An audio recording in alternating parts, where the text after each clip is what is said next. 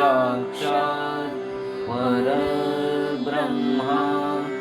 तस्मै श्रीगुरुवे नमः।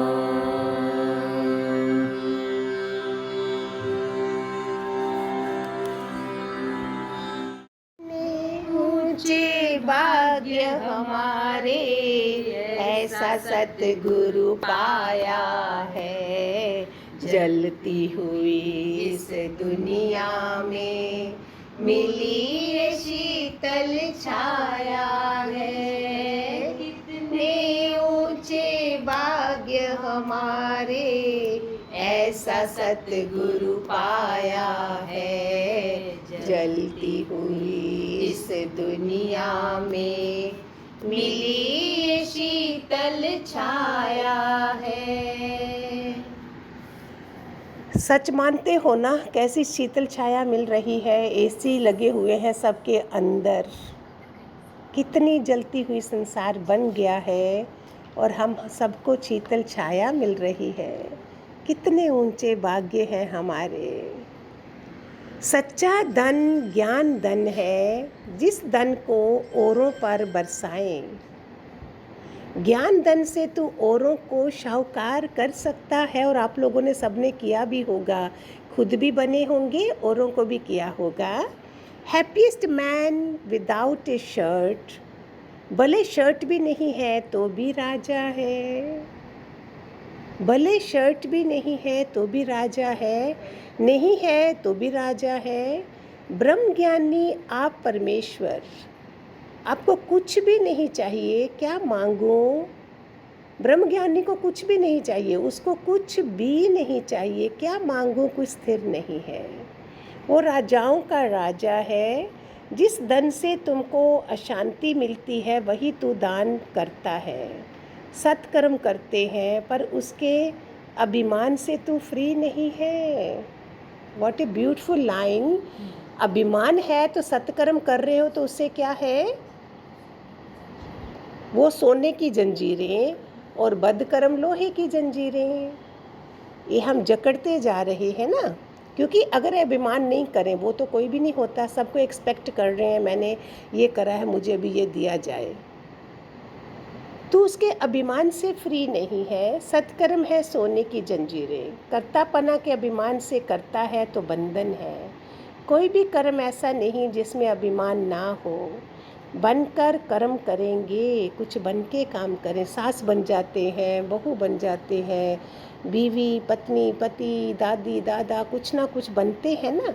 Be nothing, do nothing, ये वचन है ना भगवान जी का। मैंने किया तो नर्क तैयार है, मैंने दान किया, यज्ञ किया तो सब नर्क तैयार है। जिस कर्म में तुम्हारा नाम ना आए वह कर्म बताओ। सृष्टि को चलाने वाला परमात्मा है। दुनिया के धन से तुम ना किसी को तृप्त कर सकते हो, ना किसी का दिल भर सकते हो। ज्ञान धन से तुम खुद भी और दूसरों को भी तृप्त कर सकते हो। किसी को कितना भी धन दो पर ऐसा तृप्त करो जो हमेशा के लिए मांगना छूट जाए। वो दृष्टांत भी है ना छोटा। एक संत के पास 10-15 रोटियां थी उसके पास थाली में, रियली 10-15 थी, दी होंगी भिक्षा में किसी ने, तो खुद चाहे उसने नहीं भी खाई हो सारी, चाहे अलग रख दी हो। मैंने ऐसे सुना था ये जो दृष्टांत है। तो एक मांगने वाला आया, उसके हाथ में कमंडल था, उसने एक भी रोटी उसको नहीं दी थी। ये होता है रियल परमानेंट हेल्प करना। तो उसने क्या करा, सारे अपना खाना खाया, कुछ रोटियां चाहे छुपा, 10-15 कहाँ खाई होंगी, जहाँ छुपा दी, लेकिन उसको नहीं दी। हाथ धोए, उसी का कमंडल लिया और वो उसको बेचा, कुल्हाड़ी ली और बोला रोज़ लकड़ी काट और रोज़ खा। इसको बोलते हैं परमानेंट किसी की हेल्प करना, जो मांगना छूट जाए। मोहम्मद साहब ने फ़कीर के खाना नहीं दिया फ़कीर को, पर ऐसे उसने युक्ति बता दिया जो उसको मेहनत की सिखाई और उसको हमेशा के लिए मांगना ही ख़त्म कर दिया। एक ने संत से कहा मुझको आशीष दो, बेटा चाहिए। संत ने कहा ये मेरा डिपार्टमेंट नहीं है, तू मेरे से वो आशीष ले जो मैं तेरे को तेरे स्वरूप की पहचान कराऊं। ऐसे लोगों को मैं मिली भी हुई हूँ बॉम्बे में, देखा भी हुआ है। मांगने कुछ और गए थे, कोई जॉब दे दो, पैसा नहीं है, जहाँ बेटा दे दो। भगवान जी ने, दादा लक्ष्मी भगवान ने अपना स्वरूप दे दिया उनको। फिर तो क्या उन लोगों ने सत्संग चलाए थे सब शहरों में। ऐसा ज्ञान देगा जो हर बात में अपने को तृप्त समझे। अपने मुख से किसी को जन्म दो तो पराया भी अपना है। अपना बेटा सुख नहीं देता जितना ये सब कहना मानते हैं। भगवान बोलते अपना बेटा भी सुख नहीं देता जो ये सब कहना मानते हैं। हम अंदर से ये ख्याल करते हैं कि ये बेटा बड़ा होके हमको सुख देगा। पाना तुझे उसे सुख देना पड़ेगा। तू खींच के लेगा तो घोड़ा गधा देगा, पर ऐसा देगा तेरे को ही उसको उठा के चलना पड़ेगा। होते हैं ना मेंटल रिटार्टेड कितने। नामदेव ने जो घोड़ा मांगा था, फिर वो घोड़ा गिर गया तो उसकी टांग टूट गई, लंगड़ी टांग हो गई, उसकी पट्टियाँ करता रहा तो सत्संग छूट गया, सब छूट गया। तो हम ऐसा नहीं करें ना, तभी तो गुरु क्या होता है, सुजागी देता है। वो भाग्य में ही ना हो पर बोलता है चाहिए चाहिए। आशा में निराशा पालता रहता है। अपनी लाइफ को ऐसा बना जो तृप्त होकर चले। सुख मिले ना मिले इंतज़ार ना होवे। सुख जाकर दे ना कि लेने की सोचे। आज समझो करोड़ मिल भी जाए पर कल को 2 करोड़ जा भी सकता है।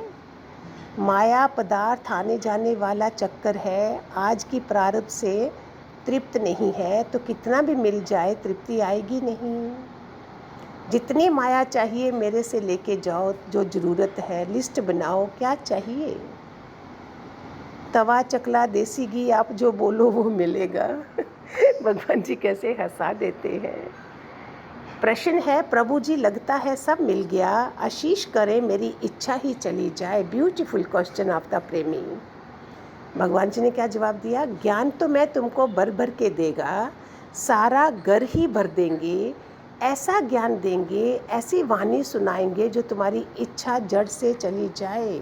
जैसे आजकल कितने सीरियल चल रहे हैं जिसमें बड़ी बड़ी दिखाते हैं, रानियां दिखाते हैं सब। तो मैं इन सबको बोलती हूँ, देखो एक राजा 365 रानियां भी लाई हुई हैं। एक दिन के लिए एक रानी रखते थे वो। 7 रानियां, 60 रानियां। तो हम क्या ऐसा जीवन जिएंगे? सोना तो मिल जाएगा, लदे रहेंगे, लेकिन इज्जत क्या है? जलना, ईर्ष्या, द्वेष, बच्चे कोई नहीं होने। आप सुने ही होंगे आपने ये सब कहानियाँ। तो हम भगवान जी का ज्ञान को ऐसे देख के अपने को पक्का करते हैं। हमारे योगी इतने तृप्त हैं जैसे राजा महाराजा भी नहीं होंगे। सारा दिन भाग्य की सराहना कर, मेरे जैसा ना कोई हुआ है ना कोई होगा। मेरे जैसा ना कोई हुआ है ना कोई होगा। इतना अपने मन को ज्ञान से तृप्त रखें। कोई बोलता है मेरे पास 8 कमरे हैं, भगवान बोलते सोती तो एक ही खाट पर है ना। सोने के लिए 6 फुट ज़मीन चाहिए, तो वो सबको मिली हुई है। पहले मन में विश्वास रखना पड़ता है, विश्वास में प्रकृति आप ही बन जाती है। भगवान की वाणी दवाई का काम करती है ना। मन की बीमारियों से शरीर की बीमारियां हैं। तो जब गुरु मन की बात हमें समझाता तो शरीर की बीमारियां नहीं लगती हैं। जहाँ जहाँ पीड़ा होगी मन दुखी होगा। वाणी की दवाई की लेकर मन सुखी हो जाएगा। ये अभिमान कर कि मेरे जैसा दुनिया में सुखी ही नहीं है। मेरे जैसा दुनिया में कोई सुखी नहीं है ना। जिसको गुरु मिला है वो सबसे सुखी है।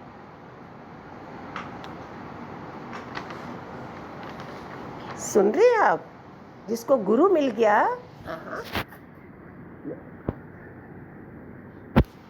जिसको गुरु मिल गया वो सबसे सुखी है। हम सब भी ऐसे ही सुखी हुए। समझ गए प्यारे प्यारे वचन भगवान जी के। हरि ओम, खूब सारे आशीर्वाद।